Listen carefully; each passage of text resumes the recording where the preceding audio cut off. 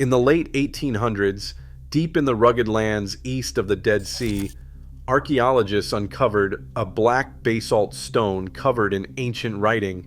At first glance, it looked like just another relic from a forgotten civilization, but this stone would become one of the most important archaeological discoveries ever made.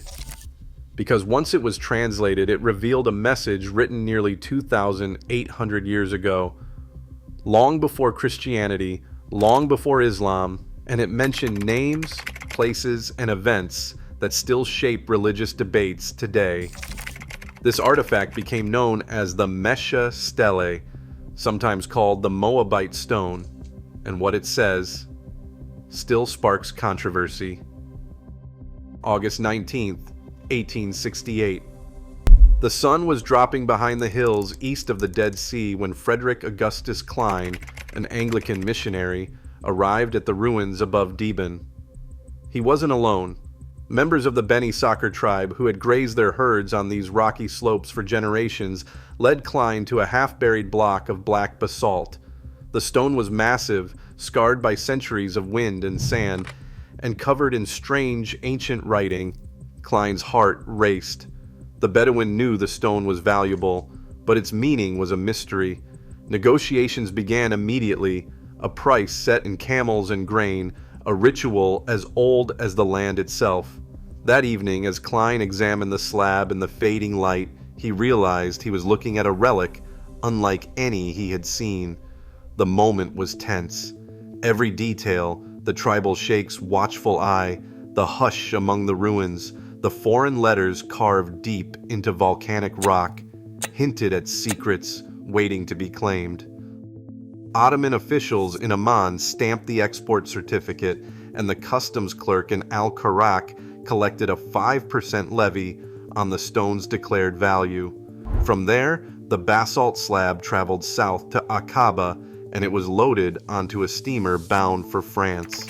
By late 1868, the artifact entered the official registry of the Musée du Louvre as A010581. A Parisian curator logged the accession, noting the object's remarkable preservation and the unknown script etched across its face. The stone's age, nearly 28 centuries old, was confirmed by paleographic analysis, placing its origin in the late 9th century BCE, long before the rise of Christianity or Islam. Today, the Mesha Stele stands in the Louvre's Near Eastern Gallery, its chain of custody unbroken from Bedouin hands to the museum's marble halls. Its journey complete, the slab was now ready to yield its secrets to scholars. Mesha's own words are carved deep into the basalt. He claims victory not just for himself, but for Moab's god, Chemosh. The inscription opens with a royal boast: Mesha, king of Moab, chosen by Chemosh, the one who broke free from Israelite control. He describes years of subjugation under Omri, king of Israel, naming the dynasty outright. Omri's house had dominated Moab for decades, extracting tribute, stationing troops, and building strongholds. But Mesha tells a different story. Chemosh grew angry at Moab's suffering and gave him the command to rebel. Cities fell, fortresses burned, and Israelite towns were taken back one by one. The text does not just echo the Book of Kings, it confirms in stone that Omri's dynasty was real, and that Moab's struggle was remembered not just in Israelite scripture, but in the voice of a rival king. Here, ancient propaganda becomes hard evidence. In the midst of Mesha's triumphs and royal boasts, a single detail stands out, a name carved in ancient letters, YHWH. This is not a biblical scribe's testimony, but a Moabite king acknowledging the god of his enemies. The four consonants, Yod, He, Waw, He, form the earliest known reference to the Israelite deity outside the Hebrew Bible. Here, YHWH is not a myth or a later invention. He is real enough to be blamed for Israel's power and, just as telling for its defeat. The language of the inscription itself deepens the connection. Moabite and early Hebrew share more than just geography.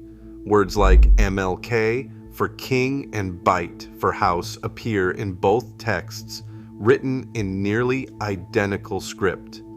These are not distant strangers, but linguistic cousins, shaped by centuries of shared history and rivalry. The Mesha Stele preserves a snapshot of a world where gods, kings, and languages crossed borders, where the boundaries of faith and identity were never as clear as modern debates would have us believe. A single line on the Mesha Stele has fueled decades of debate. In the damaged lower section, the sequence BTDWD appears, 5 ancient letters that could change everything. André Lemaire, a leading French epigrapher, argues this spells out House of David, pointing to a Judahite dynasty recognized by Moab's king around 840 BCE. His critics are not convinced. Some see only fragments and suggest the letters might fit a different name or even a lost place. The Tel Dan Stele, found in northern Israel, offers a clearer reference to House of David, but here the evidence is razor thin. Every missing stroke, every worn mark becomes a battleground. If this really names David's house, it would push the dynasty's memory back to the very edge of biblical history. But if the letters are a coincidence, the case remains open. The answer hangs on the faintest traces, waiting for technology to weigh in. Under the glare of a 64-light RTI dome, every groove and scratch on the Mesha Stele's surface is measured in microscopic detail. Scientists rotate the virtual stone, chasing shadows that reveal the faintest traces of lost letters. Multispectral imaging in infrared, ultraviolet, and visible light pulls out glyphs invisible to the naked eye. The 19th century squeeze, pressed before the stone shattered, becomes a baseline for digital comparison. Algorithms assign confidence scores to each disputed mark, a vertical stroke, a missing curve, a possible letter D, or just a trick of erosion. Even with this arsenal, certainty remains elusive. Technology narrows the possibilities, but the final reading of the House of David or any rival theory rests on probabilities, not absolutes. Science sharpens the picture, yet the last word belongs to the stone, and to the questions it refuses to answer. New stones surface, old certainties fracture.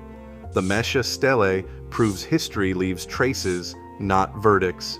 As fragments align, the debate sharpens, reminding us that evidence challenges, but it never settles belief.